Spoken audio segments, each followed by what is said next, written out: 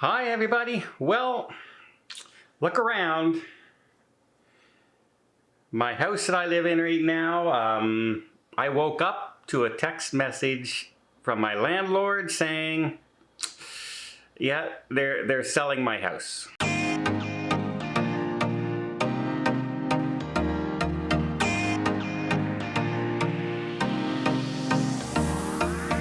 So as most of you who have any kind of rent or buy food or gas or own a home and with a mortgage know that, yeah, prices have been skyrocketing. And so my landlords who own this house that I moved into 2 years ago now, the mortgage has gone up like 50% almost in payments. Which they're struggling with. They own other properties, and they decided that the margin on this one, they're losing money now on this rent on this place, so they're going to end up selling. And they're very thoughtful. My landlords and I get along great. They love me as a tenant. Quite frankly, I really look after my place, and my place is I usually pay about 6 months to a year in advance of my rent. So they never have to worry about month-to-month rentals. I always like to have that way in advance in case anything happens. I like them as well because as somebody who gets some of their money, when I moved into this place, it was in the middle of the pandemic. And so my travel agency wasn't making a whole lot of money because no one was traveling. So it was hard to show that I had an actual job and an actual income. Yes, I had money in the bank and all that, good credit rating and all that. However, that doesn't show you have a job. And you often can't rent a place unless you have a job here in Canada. But I talked them through what I did. I showed them what I did, and I showed them how I get paid through YouTube and things like that, and that travel will come back, etc. And they took a chance on me to move into a house as a single person, not a family, moving into a house with no job at the time, technically. And they see how well I looked after the place. I've always made arrangements to be here if they needed to get in for anything.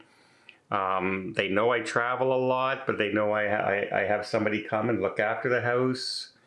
I have a company that does the yard work and the snow removal while I'm gone as well. I look after my place. Well, here's the thing. They did, we talked about it, and I do have to move, and there are a couple options now to do the move. One is they do have another place that's currently vacant. I won't be the first person to live there. The house has been there for over 2 years as well, but it does look like a nice place. But here's the problem. It's much bigger than I need. This house is bigger than I need. Now it works for me because I have 2 recording studios. Well, technically 3 if you count my office like this. 3 recording studios in here. I have an upstairs place that I call my play area with my gym and my arcade. And I have, my office here as well, plus a large kitchen, which I love my large kitchen. So it suits me still. It might be bigger than I need, but it suits me. It's quiet when I need to record and things like that, which is perfect. When nothing was more frustrating than living in my old apartment and I couldn't open my windows because it would be so noisy outside that you would hear it on the recordings. And that is just, it's not fun trying to work around things like that.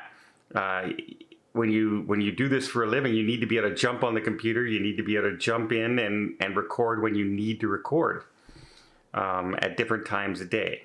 So it needs to be quieter. And so they do have this other place. It's bigger than I need, much bigger than I need, that I'm going to go see tomorrow. I'm going to go see it tomorrow with a real estate agent. Now, it's coming at a horrible time. You know, I'm paid here until June. They haven't sold the place yet. They haven't even put it up for sale yet.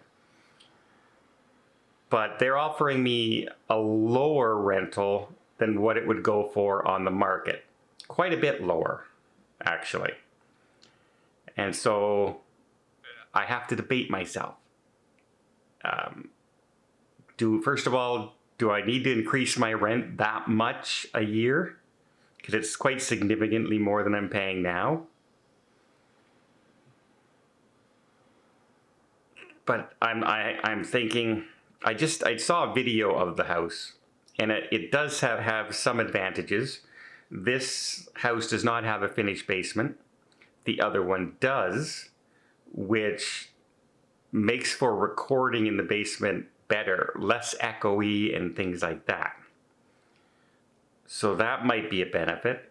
It does have an office in it as well. And I think a larger bathroom and bedroom. I'm not sure till I get in there.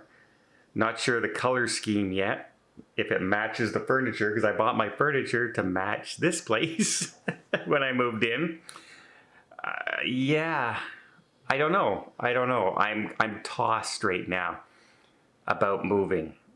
If you watch any of my videos here, you know that I have one thing that I hate about this house. Only one thing.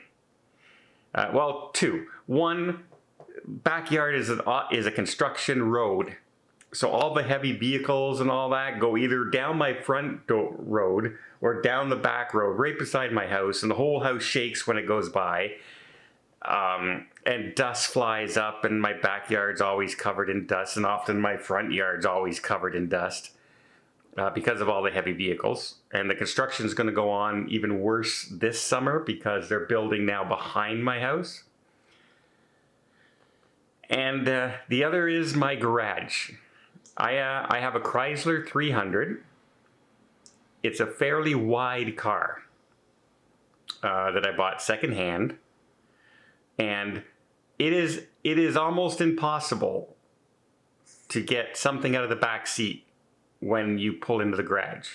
And it's impossible to get anything by the car that you have in the front of the garage. My car literally almost fits from the wall in the front of the garage to the door. That close. So it's a very tight fit. So I struggle. I often have to pull the car out of the garage and carry things outside to put it in the car.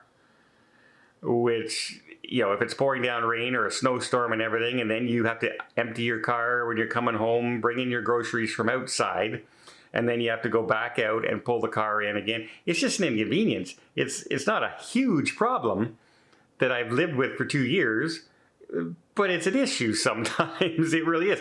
I cannot pull into the garage with anybody in the car. They can't get out of the car. So I have to let them off outside, pull into the garage, and then let them in the front door because they can't get by the car to get into the door through the garage. And that goes for lawnmower, shovels, hose, everything. I can't get anything out of the car, like out of the garage, until I move the car. So if I want to do my lawn, I have to pull the car out to get the lawnmower out to do the car. The other house, 2-car garage.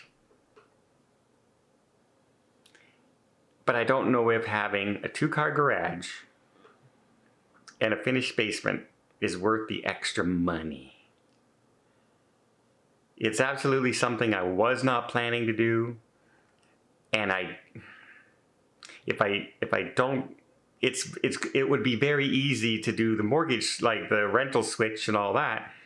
And I would have more time to move than saying, okay, I have to be out on the 30th of a month and I'm moving in on the 30th of that month to another house and move everything all at once. If I move into the new place, you know, they would give me time to run things back and forth for a week or so, get all the small things over there, all the clothes, all the collectibles, anything I can throw in my car, my computer, my breakables, my dishes, and all that kind of stuff. And then just all the big stuff in one day, get the truck here and move it with my family.